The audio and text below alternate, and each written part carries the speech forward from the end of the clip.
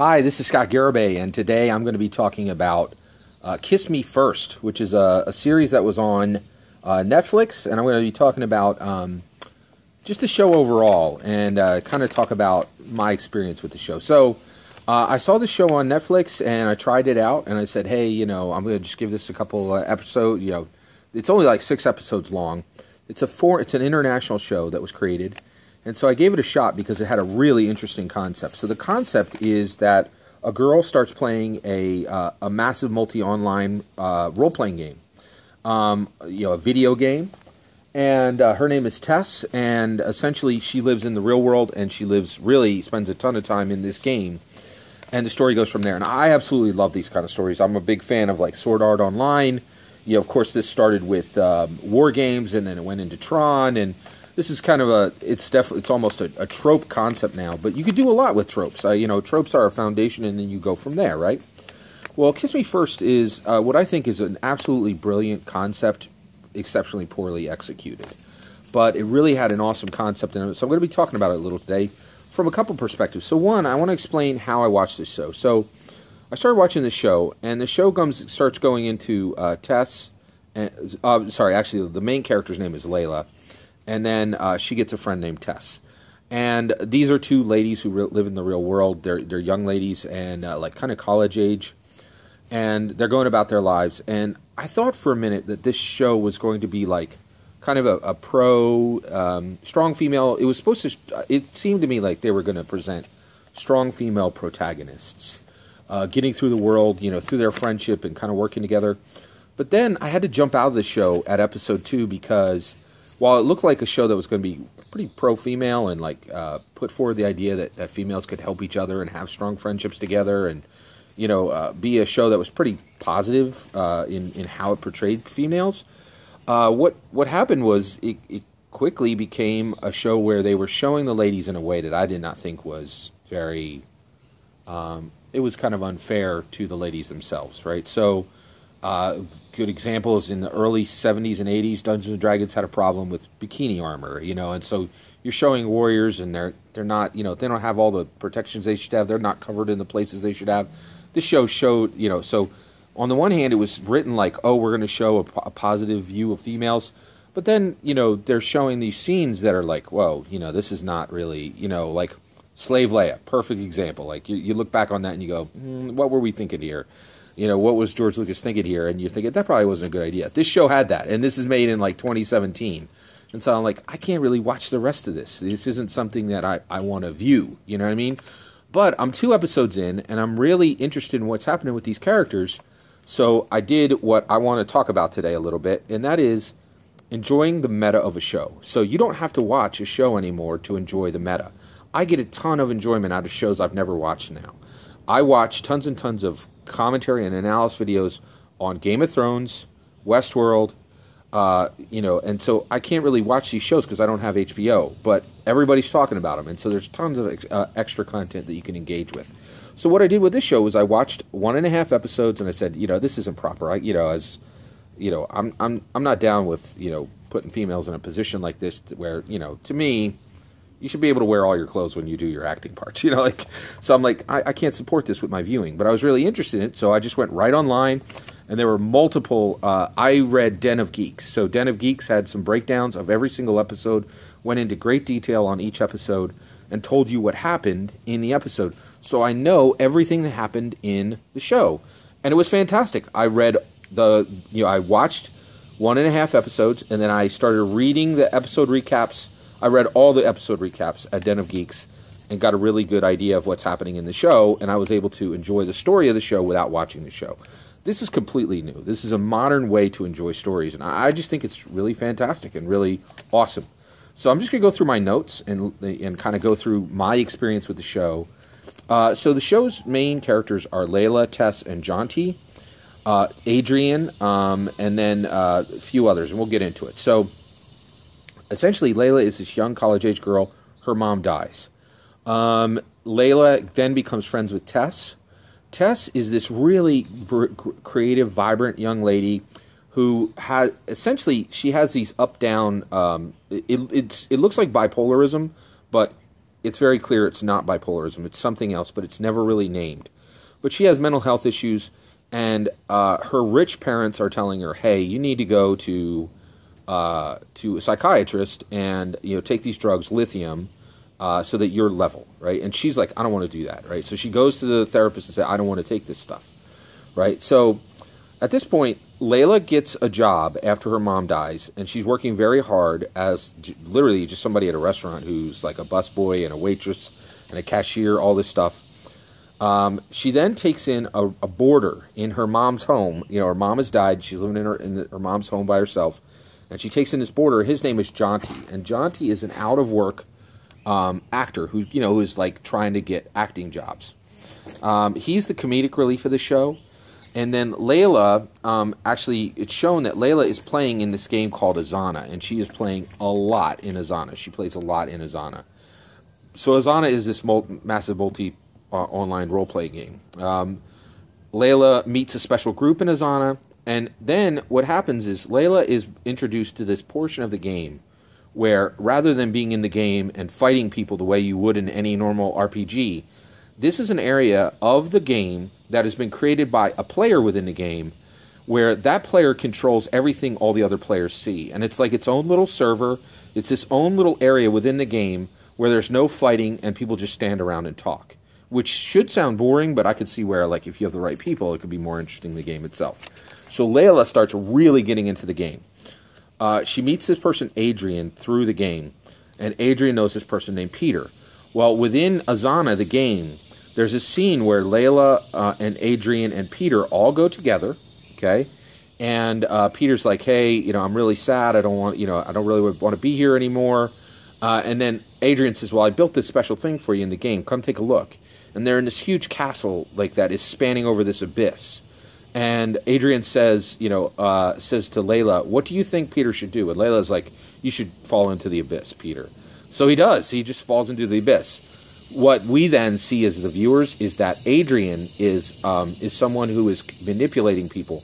And Peter has, in real life, the player just committed suicide as an extension of his actions within the game. Whoa. That's pretty big, right? So then Tess, who Layla met in the game, meets Layla in real life, and they become very close friends in real life. Tess is just kind of a mess. She really is exactly what she said, what her parents said she is. She's really up and really down. She has these amazing days where she's super creative, and she can have these awesome conversations, and she can go to a dance club with Layla and have an awesome time.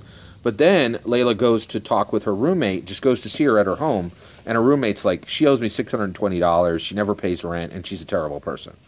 So Layla pays the $620 for Tess. And then Layla extends courtesy even farther to Layla. Layla extends courtesy even farther to Tess and takes her into her home and lets her live with her and Jonty. So at this point, only Layla is paying rent, right? So she's working hard. She's in the game, but she's also still working hard in the game. And Jonty doesn't have any work, and Tess doesn't have any work, even though she has super rich parents who are willing to pay her rent as long as she takes lithium, but she's not willing to do that, right? So at that point, Layla and Tess start discussing Azana, and they're both in the game. They are both going to more like, most of the time people wear a visor and they wear gloves. Well, both Layla and Tess have started using these things called sense bands, which cause pain, and they go around your neck. They look like a choker, and you're like, whoa, that and they're told to us to be virtual pieces of electronics that are illegal. Like, you can't even use them. And so they're already modifying the games in ways that the game was not meant to be modified, right? So at this point, Tess has a bad day. Layla kicks Tess out of the apartment. And then finds out that, and then we as viewers find out what, that, and also the roommate of Tess had said that Tess had a secret. We find out what that secret was. Because Tess is so up and down, her dad had a lot of health issues, and Tess was responsible to watch him, and he had a stroke. And Tess was so out of it that because she wasn't level, because she was doing all kinds of things, taking drugs, not taking drugs, really not taking care of her mental health. in any way that a professional told her to, but kind of self-medicating, doing what she wanted. And her father, like, essentially died. No, I'm sorry. He had a stroke, and he lost a lot of his mental capacity because Tess wasn't on board enough to help him. At this point, Layla starts dealing in Azana with Adrian more directly, and Layla is so Layla starts seeing that Adrian is killing people off. He kills off Peter, Ben. He starts doing really evil things with Ruth and Kyle and all these other characters. There's a character named Tippy, right? And then at that point, the whole show starts to just kind of spiral out and really kind of ramp up. And so Layla starts to investigate the game itself, starts to investigate what's happening with Peter and Ben and the people who have been killed in the game, and starts to learn that Adrian, what is Adrian? Is he a malicious player, or is he something more? And so at that point, Layla actually does some investigations, and she gets to the point where she finds out that the game's creator is actually I'm sorry. So at this point, she finds out the game's creator is a woman named Ruth, and she goes and she speaks to Ruth, and Ruth is actually in a mental health facility herself, right? So that the lady who made this game that Layla is struggling to control her addiction to actually is not mentally strong herself, right? And so she tries to get to, and she gets the idea. She talks to Ruth and says, "Hey, what's going on, with the game?" And the woman's like, "I really can't deal with the game anymore. But I will tell you right now, Adrian is very dangerous," right? So she gets a little bit of information there. At this point, Layla and Tess, even then, they reunite. Okay, even though they know that the game is incredibly dangerous, they keep playing it. But they're now being very careful around Adrian, and the whole thing spirals out to the point where Adrian then, reaches out to them from the game, Tess and Layla, and says, "Listen, the game is a shell. We actually have our own island in the real world, and you can come. So right now you're in the middle of a virtual, very close group, right? Now, Scott Garibay, that looks a lot like a cult, right? And he's saying you could move away from our virtual group and join our actual group in the real world." So Tess and Layla do that. They actually go to this island where they're now living with all these red-pilled people.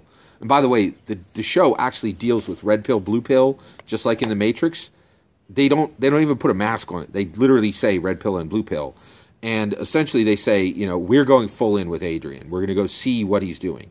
So they actually go to this island, and they see that essentially what Adrian has done is he's pulling in these people who are like essentially society's outcasts. Now, why is Layla an outcast? Well, we as viewers are told through flashbacks that Layla actually killed her mother, right? Now, how did she kill her? She killed her by assisting her mother with her suicide. So Layla did an assisted suicide with her mother, right? But she feels guilty for this, as though she killed her, right? Which, that's a good question. Did he kill her? Did she kill her? Did she not? Depends on what the laws are. Maybe it doesn't depend on what the laws are. It was kind of, and they were literally opening that conversation up in the show, right? So what was really interesting was, so at this point, now what's interesting is Layla and Tess are on the island, but get this, Adrian is not physically on the island, right? But he can talk to them through speakers and all these different things. And what it becomes clear is that it's not super clear what Adrian is. He's either an AI, or he's Ruth's actual son, or he's Ruth's actual son who has left his body behind and become an AI. And by the end of the show, we never are told any of this, right? And so what ends up happening is Layla and Tess escape the island together and realize that this is nothing but a shallow cult, right? And that this is all very manipulative, and Adrian is evil, right? And at the end, we don't know who or what Adrian is. Layla and Tess have simply scrabbled their way out of the problem that they created by becoming very addicted to this game. And they've done that together, right? There are a lot of people that are dead, and some of those people Layla directly helped kill, just like she directly helped kill her mother. It's pretty, it was really out there. Now, here's the interesting thing. So, I really enjoyed the reading of this. I would not suggest watching this show because I don't think, it purports to be something that looks into female friendship, but the way they present the actresses, it's not. It's a little bit. It had some Me Too shades to me. Like I saw that in the first, episode and a half, and I was like, I'm not down with this. So I really wasn't comfortable watching more than the first, one and a half episodes. Was like, I'm out, right? But I was really hooked by the story, and I was able to read the story through Den of Geeks. And these recaps are very engaging. So it's a way to engage with adult content without actually having to watch stuff that you don't think is appropriate to watch, right? So this show dealt with some really amazing themes. It dealt with female friendship. It dealt with gaming and tech. It dealt with mental health. It dealt with secrets. It dealt with responsibilities. It dealt with group dynamics. It had huge cliffhangers at the end. And here's the issue. It gave no answers, and none of the issues that were called forward were addressed. It didn't really give any answers on addiction. It didn't give any answers on mental health. It didn't give any answers on how you should, deal with secrets. It didn't give any kind of model on how you should be a friend. So it brought up all the right questions and had zero answers. But I will say this: I massively enjoyed reading the recaps on Den of Geeks, and I think this is really interesting. So, like, my point is, if there's a show online and you can't access it, right? That's not your only way to interact with that show. You can read about it and walk away with a portion of the joy joy or lessons or entertainment or analysis that you would want to. So it's kind of interesting. It's kind of a new part of our new technology. So thanks for hearing me talk about Kiss Me First. That's my thoughts on the show. Take care.